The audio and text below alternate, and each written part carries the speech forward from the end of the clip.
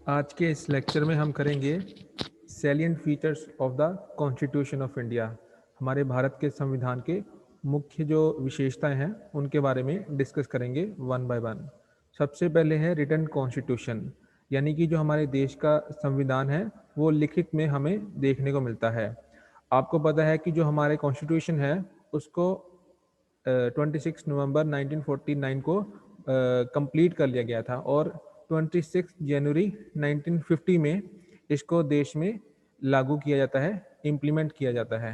और आपको मैंने ये भी बताया है कि इसको 26 जन को ही क्यों इम्प्लीमेंट किया गया था, क्योंकि 1929 और 30 में हमारे देश में पूर्ण इंडिपेंडेंस की जब बात उठी थी तो उस वक्त यह डिक्लेयर हुआ था कि जब भी भारत देश आज़ाद होगा तो उस आज़ाद देश का जो कॉन्स्टिट्यूशन है 26 जन को ही इम्प्लीमेंट होगा।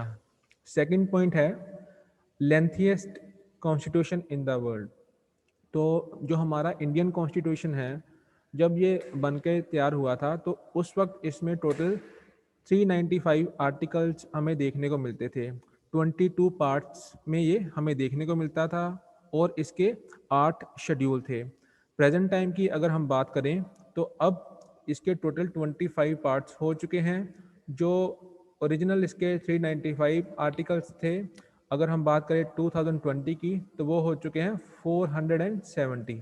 तो कॉन्स्टिट्यूशन के आर्टिकल्स में भी हमें नंबर वाइज इंक्रीमेंट देखने को मिलता है और जो इसके शेड्यूल थे वो जो 8 थे प्रेजेंट टाइम में वो 12 हो चुके हैं।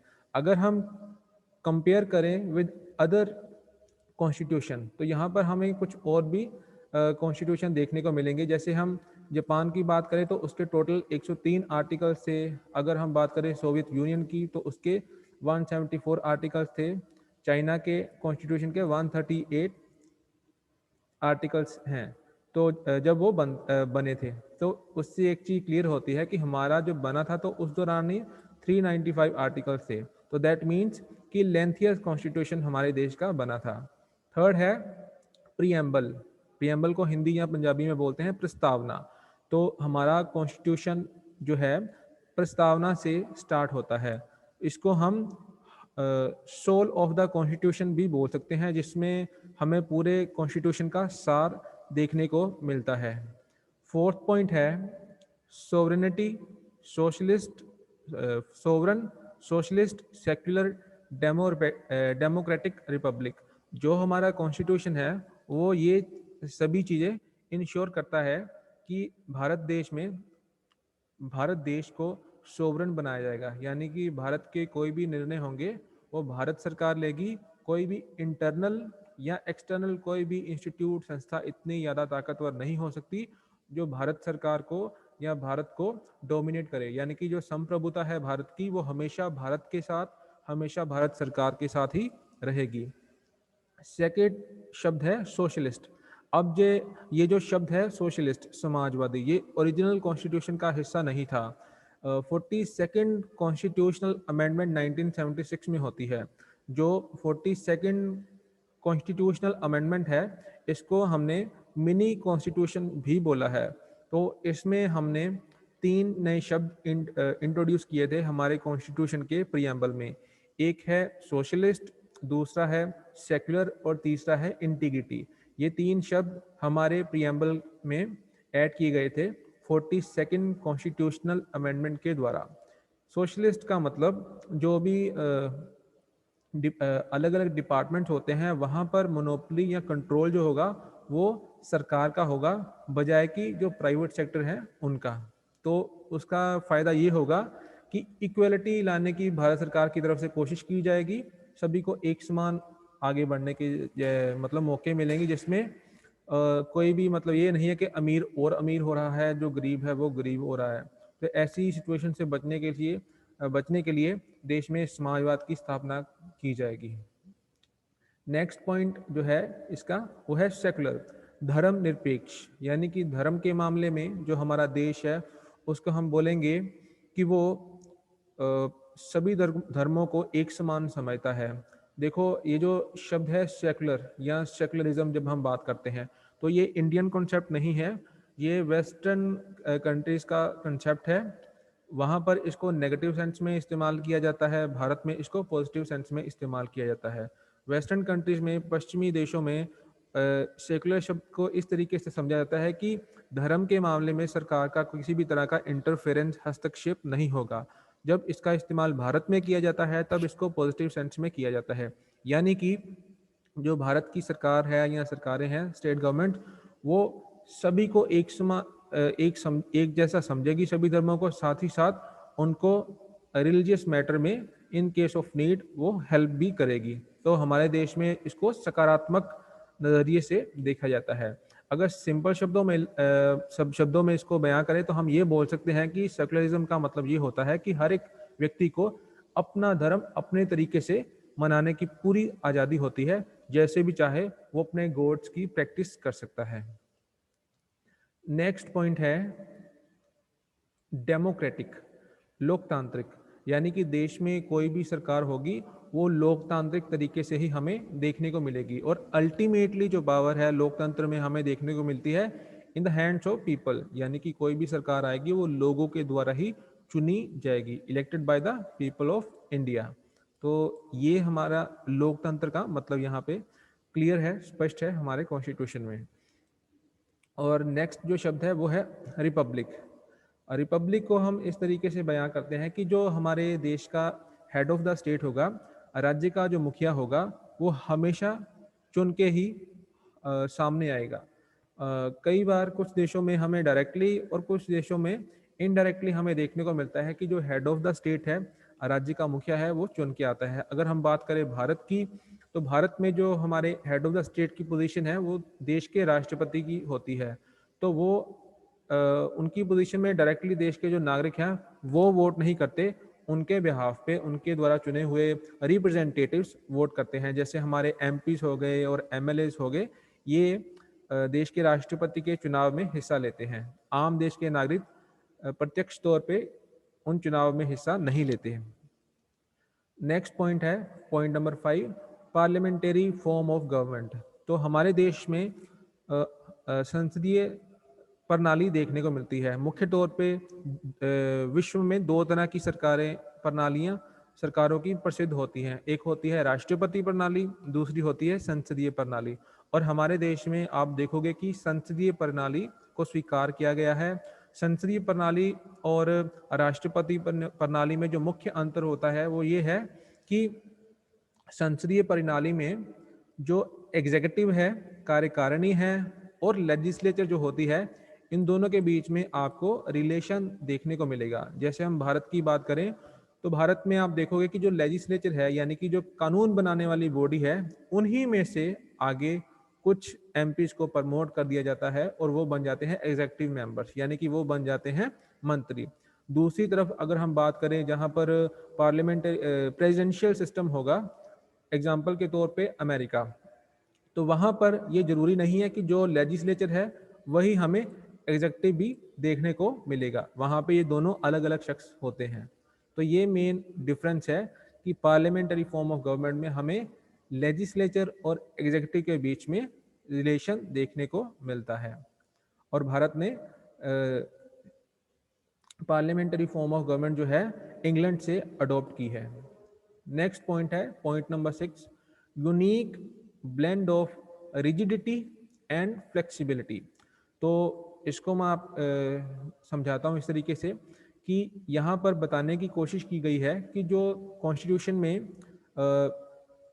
नया कानून बनता है या कॉन्स्टिट्यूशनल अमेंडमेंट्स होती है, वो हमें मतलब दोनों तरीके से देखने को मिलती है। एक तो रिजिडिटी के द्वारा भी देखने को मिलती है और कुछ फ्लेक्सिबिलिटी के द्वारा भी हमें कानून बनते हुए देखने को मिलेंगे। यानी कि कुछ कानून इस तरीके से बनते हैं जिसमें सिंपल मेजोरिटी की ज़रूरत होती है, और कुछ कानून ऐसे बनते हैं जिसमें स्पेशल मेजोरिटी की ज़रूरत होती है। तो सिंपल मेजोरिटी में क्या होगा कि जैसे टोटल मेंबर होते हैं 545 लोकसभा के, है ना, तो 545 में से वहाँ उस दिन होगा कि अगर सिंपल मेजोरिटी का बिल है, कम से कम 10% मेंबर प्रेजेंट होने चाहिए। तो 10% मेंबर का मतलब है कि 54.5, यानी कि उस दिन 55 मेंबर प्रेजेंट होने चाहिए। 55 प्रेजेंट है, तो अगर इसमें से 10% भी फेवर में वोट करते हैं तो ये जो बिल होगा वो हो जाएगा पास। ठीक है, ये होता है सिंपल मेजोरिटी। ऐसे ही राज्यसभा में हमें देखने को मिलेगा। और दूसरी तरफ अगर हम बात करते हैं राज्य रिजिडिटी का मतलब ये है कि अगर स्पेशल मेजोरिटी का अगर बिल पास होगा तो वो ये नहीं है कि सिंपल मेजोरिटी के साथ ही पास हो जाएगा। उस दिन चाहिए, जैसे टोटल 545 मेंबर हैं लोकसभा में, तो 545 में से कम 50% मेंबर प्रेजेंट होने चाहिए। तो 50% मेंबर कितने होते हैं? 272। ये 272 प्रेजेंट होने चाहिए। और उस दिन 2/3 मेजोरिटी के साथ वो बिल पास होगा। और 2/3 मेजोरिटी कितनी बनती है? 182। यानी कि स्पेशल मेजोरिटी में कम से कम 182 मेंबर सपोर्ट करेंगे, तभी वो जो बिल होगा उस हाउस से पास हो सकता है। तो रिजिडिटी और फ्लेक्सिबिलिटी का ये मतलब होता है। आगे हम देखेंगे कि जो हमारे कॉन्स्टिट्यूशन के फीचर्स हैं उसमें फंडामेंटल राइट्स की भी बात की गई है। तो पॉइंट नंबर 7 बोलता है कि हमारे कॉन्स्टिट्यूशन में जो चैप्टर 3 है उसमें आप देखोगे कि फंडामेंटल राइट्स की बात की गई है, मौलिक अधिकारों की बात की गई है, जो आर्टिकल 12 टू 35 हमें देखने को मिलते हैं। तो ये फंडामेंटल राइट्स होते हैं। और आप देख सकते हो कौन कौन से कितने प्रकार के फंडामेंटल राइट्स होते हैं। राइट टू इक्वलिटी ये होते हैं 14 टू 18। राइट टू फ्रीडम ये होते हैं 19 टू 22। ये होते हैं राइट अगेंस्ट एक्सप्लोटेशन 23 और 24। Right to freedom of religion, धर्म कोई भी हो आप पूरी आज़ादी से अपना धर्म मतलब जिस भी तरीके से आप अपने भगवान की पूजा पाठ करना चाहते हो आपको पूरी आज़ादी है। ये होता है आर्टिकल 25 से 28 तक। कल्चरल एंड एजुकेशनल राइट्स ये होते हैं 29 और 30। और राइट टू कॉन्स्टिट्यूशनल रेमेडीज ये होता है आर्टिकल 32। तो जो आर्टिकल 31 है वो पहले वो था संपत्ति का अधिकार। तो अब वो संपत्ति का अधिकार जो है आपका मौलिक अधिकार या फंडामेंटल राइट नहीं है, अब वो बन चुका है संपत्ति का कानूनी अधिकार। तो अब आप उसको जाके पढ़ोगे आर्टिकल 3A में। ठीक है, तो ये बदलाव हो चुका है। इसके बाद हम देखेंगे कि जो हमारा कॉन्स्टिट्यूशन है उसमें बात की हुई है directive principles of state policy, राजनीति के निर्देशक सिद्धांत। इसमें यह बताया गया है कि अगर कोई सरकार आर्थिक तौर पे संपन्न है तो फिर वो क्या काम करेगी। यानी कि एक तो आपके फंडामेंटल राइट्स हैं और उसके अलावा सरकार की जिम्मेवारियां क्या है कि अगर उसके पास सफिशिएंट सोर्सेज हैं तो वो फिर क्या करेगी। तो ये article directive principle of state policy बोलते हैं। ठीक है, ये कॉन्स्टिट्यूशन के पार्ट 4 में है। और आर्टिकल 36 टू 51 इनकी बात की गई है। इसके बाद हम देखेंगे फंडामेंटल ड्यूटीज, मौलिक कर्तव्य। ये हमारे ओरिजिनल कॉन्स्टिट्यूशन का हिस्सा नहीं थे मौलिक कर्तव्य। जब देश में इमरजेंसी लगी हुई थी तो उस वक्त हमने देखा था 42वीं संशोधन कॉन्स्टिट्यूशन में की गई थी 1976 में। और उस दौरान कॉन्स्टिट्यूशन में फंडामेंटल ड्यूटीज को ऐड किया गया था। ठीक है, जो आप देख सकते हो। और इसमें एक बार संशोधन हो चुकी है, 86 कॉन्स्टिट्यूशनल अमेंडमेंट हुई थी 2002 में। तो प्रेजेंट टाइम में आपको टोटल 11 इन नंबर वाइज फंडामेंटल ड्यूटीज देखने को मिलती हैं। अगला हमारा पॉइंट है फेडरल कॉन्स्टिट्यूशन, संघवाद प्रणाली। जो हमने चैप्टर किया था उसमें ये शब्द आपने सुना होगा, फेडरल कॉन्स्टिट्यूशन। तो जो हमारा कॉन्स्टिट्यूशन है वो डायरेक्टली आप देखोगे स्टार्ट भी इसी से होता है, India that is Bharat is a union of states. इसकी बात की जाती है यूनियन ऑफ स्टेट्स। ठीक है, एक यूनियन है किसकी? स्टेट्स की।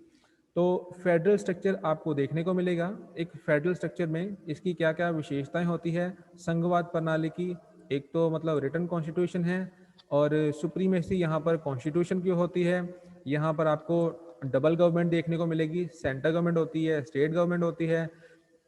प्रेजेंट टाइम में आपको 28 स्टेट्स देखने को मिलेंगी और 9 यूनियन टेरिटरीज देखने को मिलेंगी। सेंट्रल गवर्नमेंट जो होती है, स्टेट गवर्नमेंट जो होती है, इन दोनों की जो पावर होती है वो अच्छे से विभाजित होती है।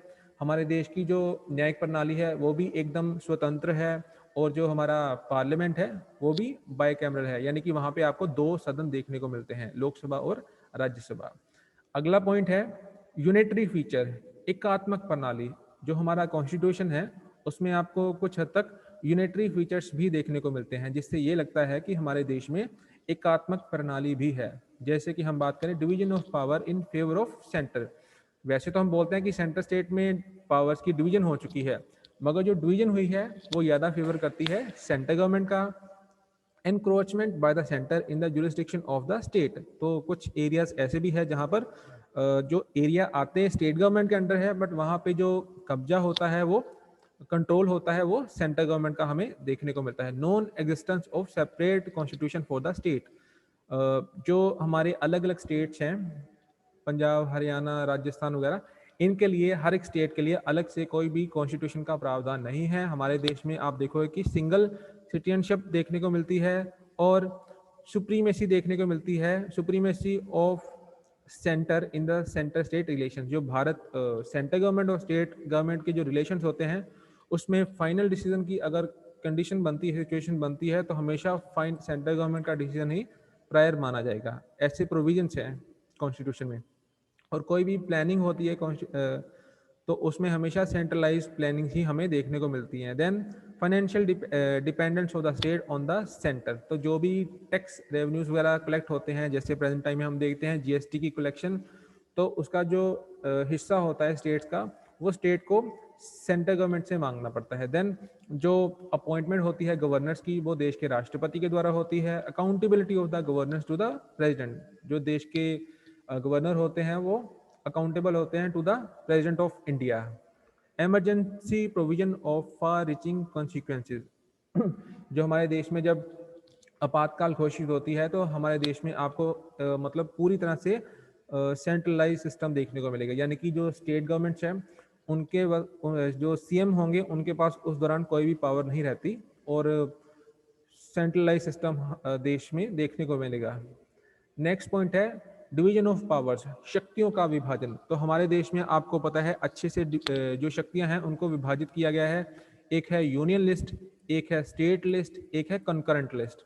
यूनियन लिस्ट में हम देखेंगे कि वो वाले सब्जेक्ट्स या डिपार्टमेंट की बात की गई है जिसके ऊपर कानून बनाने का अधिकार सिर्फ और सिर्फ केंद्र सरकार के पास होता है। प्रेजेंट टाइम में आप देखोगे कि 97 ऐसे सब्जेक्ट्स या डिपार्टमेंट हैं जिसके ऊपर सेंट्रल गवर्नमेंट कानून बनाती है। दूसरी आती है स्टेट लिस्ट, जिसको हम बोलते हैं कि राज्य सूची, और इसके ऊपर कानून बनाने का अधिकार सिर्फ और सिर्फ स्टेट गवर्नमेंट का होता है।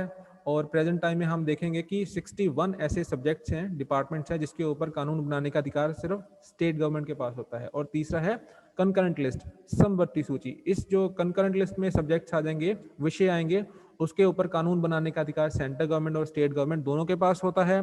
और इन केस अगर डिस्प्यूट हो जाती है, लड़ाई होती है या कोई मतलब इशू होता है, तो जो सेंट्रल गवर्नमेंट का डिसीजन होगा उसको ही स्वीकार किया जाएगा। नेक्स्ट है एडल्ट फ्रेंचाइज, यानी कि जैसे बोलते हैं ना कि बालक मत अधिकार। तो देश में आप देखोगे कि राइट टू वोट देश के हर एक नागरिक को मिला है। सिंपल सा फंडा है कि जब आपकी एज 18 साल से ऊपर हो जाएगी तब आपको वोट डालने का अधिकार दे दिया जाएगा। कॉन्स्टिट्यूशन में 61st कॉन्स्टिट्यूशनल अमेंडमेंट हुई है, और उसके बाद जो वोट डालने की एज है वो 21 से 18 कर दी गई है। ठीक है, पहले हमारे कॉन्स्टिट्यूशन में ऐसे नहीं होता था। जब ओरिजिनल कॉन्स्टिट्यूशन था तो उसमें वोट डालने की एज मिनिमम थी, वो 21 थी। तो 61st कॉन्स्टिट्यूशनल अमेंडमेंट हुई 61वीं, और उसके बाद एज वोटिंग एज 21 से कम करके 18 कर दी गई है। ठीक है, तो इन केस अगर कोई व्यक्ति जो जिसका दिवालिया हो चुका है या मतलब मेंटली ठीक नहीं है, जिसको हम पागल बोल सकते हैं, या किसी के ऊपर क्रिमिनल चार्जेस लगे हुए हैं, सिर्फ ऐसे लोगों को ही वोट डालने का अधिकार नहीं मिलेगा। अदरवाइज जो एक साउंड माइंड है व्यक्ति, उसको वोट डालने का अधिकार दिया जाता है। यानी कि कास्ट के नाम पे, धर्म के नाम पे, जाति के नाम पे ऐसा हम नहीं बोलेंगे कि हमारे देश में होता है। इसीलिए हम बोलते हैं कि एडल्ट फ्रेंचाइज है, यानी कि सभी को वोट डालने का अधिकार एक समान होता है और सभी व्यक्तियों की जो वेटेज है वोट की वो भी एक समान होती है।